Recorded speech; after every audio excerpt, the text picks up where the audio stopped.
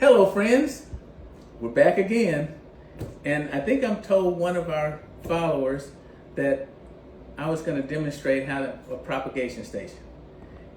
He's actually a teacher, and you know who you are, and you said you wanted to do one for your class. So I'm going to give a brief one, and this may or may not help you because there's so many different types of propagation stations, but I'm going to show you the one that I have.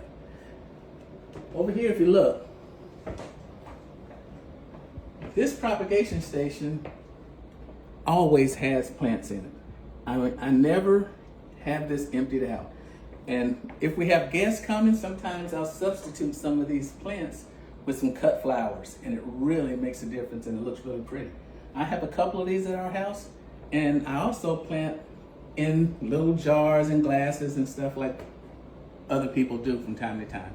But that's primarily the one that I use the most. And I just wanted to give you an example of what I always keep in there. If you look at one of my previous videos, you'll see this Swiss cheese. And it's really huge. Well, this is a small one. All of these came from that propagation station. Same with this neon pothos. And actually, begonias, all of this. Syngonium, I have a huge one of these. That I started on this propagation station, and all of these came from there. So I'm just going to quickly show you how I did this. But don't miss the point that this is not just for propagating, it's for all the time. It's a place that you always can have looking nice. Anywhere in your house that has a nice sunny location, this window right here puts a lot of light throughout the day, and these plants love it. So this one, this Syngonium, I want to do that one first. And see the roots on there? Look at that. See, that's plenty enough roots to take inside this plant right here. And all you do is just make a nice hole for it. You know, fill it in. And you just make sure that those roots make good contact with the soil. Push it down in there really well. Make sure you got dirt around it. And see how that's going to end up filling out? That will set a little bit harder once I water it in. But over time, this plant right here will fill out. And then I just take it over, water it very well, thoroughly, which I'll do that in a second, but I want to show you some other ones.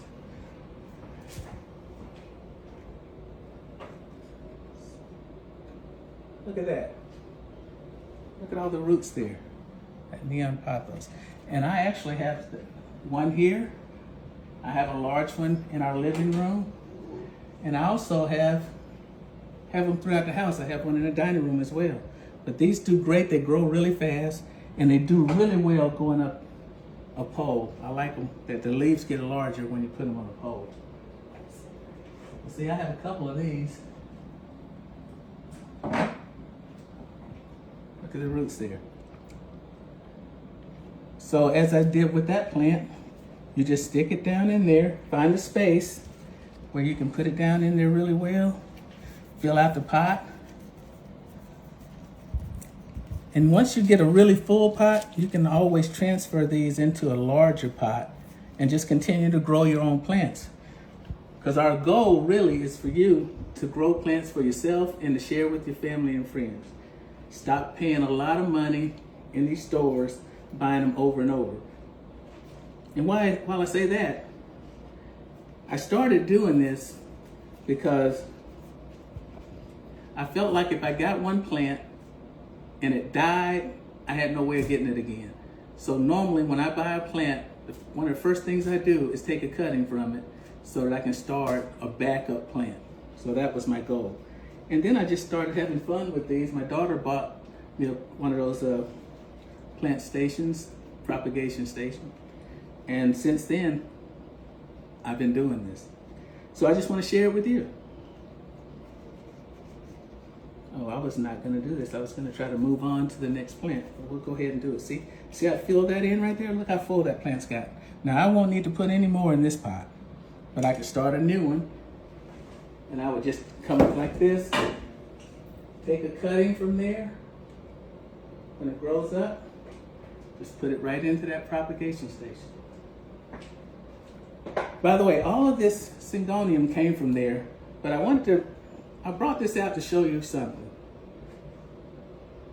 The one that I have outside grows a lot bigger, and for some reason it does better outside than it does indoors. Look at the difference in the size of those leaves. The one outside is full, and it flowers, and it looks so much better. But this doesn't look bad. I'll end up putting that piece right there, right in that space right there, and fill it out. But I could transfer this outside, and it would green up more, and it would get larger. I want to show you this one. This all came off of that propagation station. A friend of mine gave me this plant as a gift, really just about a month ago. And this original plant was probably this size. And I just took a couple cuttings, put them in there, and then it grew. And this is continuing to grow again.